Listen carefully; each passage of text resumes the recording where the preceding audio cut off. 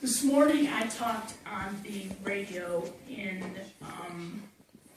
Hayward, and it's a radio station that reaches all over the north. And I was on with Ed Garvey, which was really fun. And these questions were posed to me. So I'm thinking, how do I explain this in a way that people who are listening in northern Wisconsin understand? So I started to talk about turning off the television and turning to your neighbor and having that conversation with your neighbor about what kind of place we want to live in. Now, for the people that live in the north, there's a major barrier. They don't have the information. It's exactly what you put your finger on, and you put your finger on. So here's what I'm thinking, and it may be just a small step forward, but it's an important step. Everybody here needs to adopt somebody that's on the other side of the chasm in Portage. We need to make sure that if they're Facebook friends, that's great, because it's easy. You can just like it on Facebook and hopefully they'll see it. But then we need to consciously take what's on Facebook and put it in an email to our friends. And then on the other side of that chasm, we need to take what's in email and put it in a letter to the editor in the small rural newspaper. I have 24 rural weeklies in my Senate district. That's why I started writing that column every week, because I wanted to get out what was happening here in Madison, because there was no other way people were going to know what was happening. And then once you send a letter to the editor, we need a concerted effort of people who will read those letters to the editor and take them to the coffee shop and to the co-op, which is where rural people really get their news. Yeah. So if you think about this, every one of us in the state has a role to play. And I saw it work beautifully during the recall efforts. And there was a bus, you may remember, that took the protesters from out on the edge of town to downtown because there was no parking. Remember that? Well, my good friend Gaylord Opegard, who lives in rural Jackson County, if you ever went up Blackbird Falls, is a stop on the interstate up to Eau Claire and up to Minneapolis. He met a man who was on the bus, whose name was Earl, and he was from Waukesha. And Gaylord and Earl, on that quick drive from out on the edge of town downtown, got to be fast friends. And they stayed in contact. And every time something was happening in Madison or Milwaukee, Earl would email, or because at that time Gaylord wasn't on Facebook, to Gaylord. And if Gaylord didn't answer him in a day or so, he'd call him up, "You got to tell your guys about this. This is something important." John Doe was a good example. They need to know about it. We never had any idea what the words John Doe meant. Nobody ever covered this statewide. And so Gaylord would take what Earl had sent and put it in an email to all of his, he's the chair of the Jackson County Dems, to all of his Democrats. And then all those Democrats would then know in their little towns they need to write a letter to the editor. And then those folks, when they saw the letter to the editor, the guys that were retired and stayed at the coffee shop, they needed to take that letter to the editor of the coffee shop and start talking about it. This is what I mean when I say we have not yet cashed in on the investment that we all made in terms of time, energy, and relationships that were made during the gathering of the signatures and the protests. That network, ladies and gentlemen, is still there. We need to breathe life back into it and catch that spirit all across the state so that we are truly one and our knowledge of what's happening is one. And sometimes people need more information to change their vote. And there are a lot of really good people in western Wisconsin and northern Wisconsin that voted for Scott Walker. And if they had any idea of what he had done on pick any issue, just start with women's rights. You could go right down the list. Start with local control. If they have the environment, any idea of what he stands for, they wouldn't vote for him again. But this is our challenge. And it's a challenge that we're only going to be able to meet together. I believe that. I believe that in my heart. So what about all the way he spins things so that they appear to be wonderful when you know they're truly not?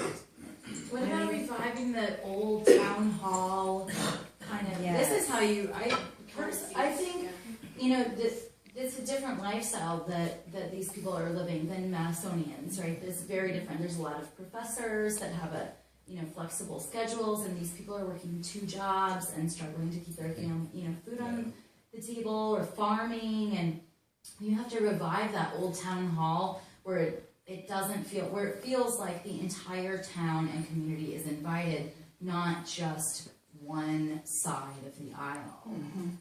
I mean, I don't hear about those things happening anymore. Do you Well, think they do. They don't work, or they what? do happen, and I have been doing town halls. In fact, I'm in Anigo and Rhinelander next weekend doing 2 town halls that are in Senator Tiffany's backyard, which I'm really excited about. And I think this is part of the answer. If you think dialogue is the antidote to propaganda, what we have to do is create a venue for dialogue. Mm-hmm. We have to create something that helps us have that dialogue. And there are a lot of county chairs and grassroots progressive groups that are thinking through what kind of a venue do we want to have. For different places, it might be something simple as having a barbecue and a speaker maybe. In other places, a town hall would work. In some other places, it's getting people the information that I was talking about that I've done in my PowerPoint that I used for my town hall. How about the barn dance? Yeah, that was great. Tom and I went to, that's a great example, Tom. Tom and I went to Wapaka. We went to Wild Rose, which is an itty-bitty tiny town. If you blink, you'd miss it. And we drove in the dark for a long, long way and finally found this old machine shed. And there were maybe a bunch of bales of hay and straw and a band and a bunch of people sitting around drinking beer and having a good time. And we got up and we talked to them about what was going on in the Capitol. Awesome. And it worked. We got a whole bunch of signatures, a bunch of people. Yes, we did. And you know what else I learned? I had the best stories of the effect of Governor Walker's policies on real people. It was very, very, very powerful. And I said when I got in the car to Tom, I said the reason we're here, you and I, is because we needed to listen and we needed to tell those stories over and over and over again. Exactly. Clearly they're losing out from a lot of Republican things, not just, they're going to lose food stamps. I'm sure people up north use food stamps. And Badger Care. I mean, clearly these are people really taking a hit. Yes. I don't think they find out until after. Right. Yes, Right. yes, that's exactly right. And I'm hearing from them right now in my district, and they just realized they're not going to Badger Care in January. Okay, in Lisbon, they took it to the basketball game. We had the most controversial basketball games every time there was a timeout because you have 2 state facilities when Act 10 came through. I mean, we took it to the rest of the state. Anybody who came in our gym, they heard about it. Well, that's what we need. It will take, and I just got another grandchild in their school district, and back to the basketball games again. Good. We have to go, if people don't come where we are, we have to go where the people are. That's the answer, and it's a huge undertaking, and there's no guarantee of success, but frankly, if money equals free speech, we don't have an alternative, because we cannot win. We cannot win by accepting and playing by their rules. We have to break the rules. We have to rewrite the rules of politics. Kathleen, if we get him out of there, is there any chance of getting the healthcare money? Oh, absolutely, yes, absolutely. If nothing else, appeal to them, hey, get him out of here, we can get that money back. Right? Yeah, I mean, Yes. appeal to There's them. trains too. I went to Chicago for a night. Yeah. See a play. Exactly. Yeah. We need a statewide exchange, a statewide marketplace. I wrote the bill and introduced it in 3 different sessions. I worked for a long time, 4 years on it. Introduced it in 2010, 2011, 2013, and it's never had a hearing. But this bill would have made it much, much easier for Wisconsinites to get a call in to somebody local to help them sign up for health insurance. Right, because, well, I just hit that, the next couple of months, I hit that 64 and a half where you have to change your health care to sign up for Medicare. If I could go into the exchange program, it would be $163. The way I have to go about it now, we're talking $400. Oh, good grief, that's Yeah, horrible. I mean, it's 3 times as much money. What does the statistics say lately that the plans we're gonna have to do now are 79 to 99% more And then that was costly than Minnesota? It's Minnesota, yeah. Yeah, and Minnesota has its own statewide exchange. I mean, that in and of itself ought to make every small business person and person who buys insurance on their own really mad about healthcare and really eager to get rid of this governor. Absolutely, and not to mention all those 92,000 people that got the letter that said that they're not going to have badger care as of January. How do you expect to push back against the sticker shock that people in the individual market are experiencing right now who are getting their policies yanked by these greedy insurance companies? Well, I think we need to get them the information about how there's an alternative, and there's a bill sitting there that hasn't even gotten a hearing. There's a different way to do this, and that's enough. If people are paying that much money, that's enough to say, hey, look, there's nothing different about me and the folks in Minnesota. Minnesota's figured out a way to do it. Why can't we figure out a way to do it? But again, it's what we were talking about. It's getting the information out to people so that they know that there's a difference. I'm sure you guys all have seen this. If you ask somebody about Obamacare, they hate it. If you ask them about the Affordable Care Act, they like it. If you ask them about keeping their kids on their policy till the kid's 26, they love it. If you ask them about not had pre-existing conditions held against you, they love it. So yeah, this is an example of the effectiveness of propaganda. There's no other way to describe the hideous commercials that have been out there, that have been bought by very, very, very wealthy people that want to see this plan fail.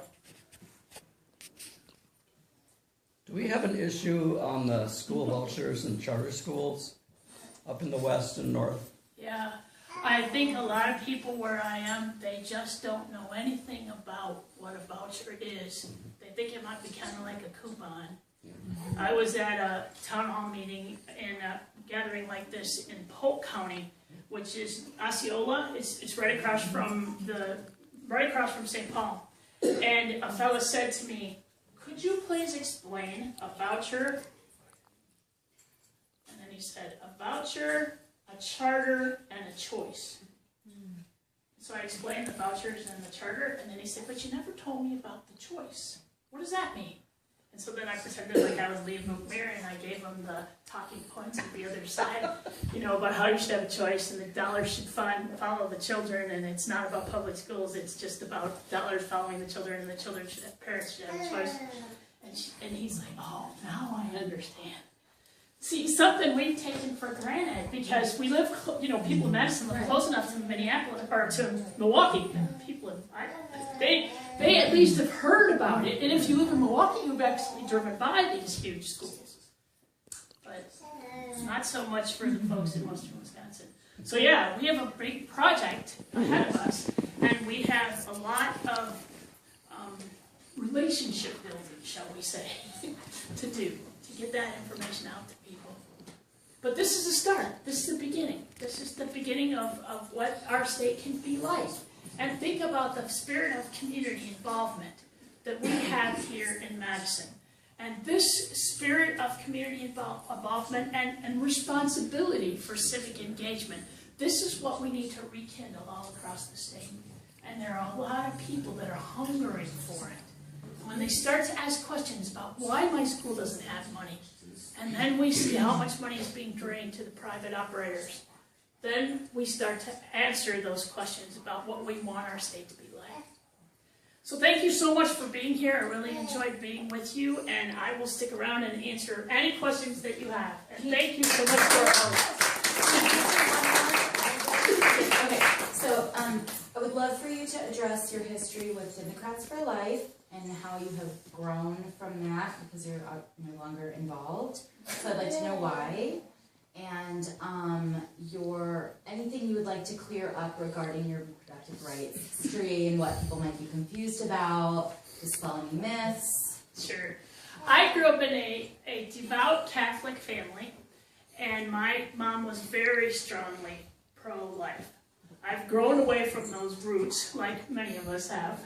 And I have, when I ran in 2006, I made a promise, as candidates do, that I would not vote for any additional restrictions on abortion. At that point, there were 2 restrictions. One had to do with waiting limits, and one had to do with parental consent, but there's a lot of what I would call opt-outs, so, counselors and things like that can be.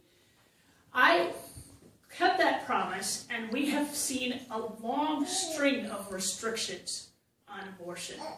And I know many of you know them, and I won't go into them, but every single one of them I voted against. I believe that an abortion is a very difficult, emotional decision that is absolutely the decision for the woman to make with her doctor's advice, but it is her decision, and that's the only person who can make it. And right now the problem is not should abortion be safe, legal, and rare, which of course it should be safe, legal, and rare, but now the problem is accessibility. And with this latest bill, the problem we have is that it's very likely that 2 of the 3 clinics here in Wisconsin will close. And there's no bigger tragedy that I can tell you. And I know that because my sister almost died from a botched abortion. And if my dad hadn't found her, she wouldn't be alive today. So it is a very strongly held belief that I have. Unfortunately, there are many people who grew up in the kind of household that I did who are now being manipulated by people who say they want you to vote a certain way. And in the end, of course, you know as well as I do, the decisions that they make in the legislature are not about life, as the people of my district think about. They're about taking away magic care. They're about taking away food stamps. They're about taking away living wages. They're about taking away child care. They're about taking away what people need to have a family-sustaining job. So thank you for asking that question.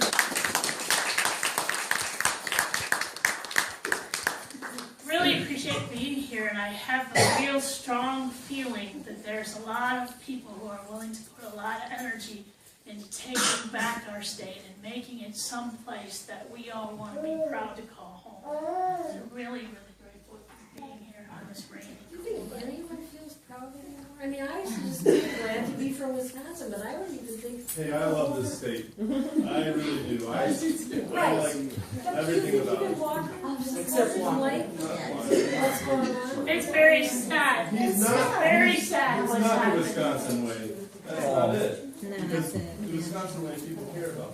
Yeah. Exactly. Yes. And you- That's right. That's us. That's our culture. Yes, That's it it. You're is. absolutely right. It's so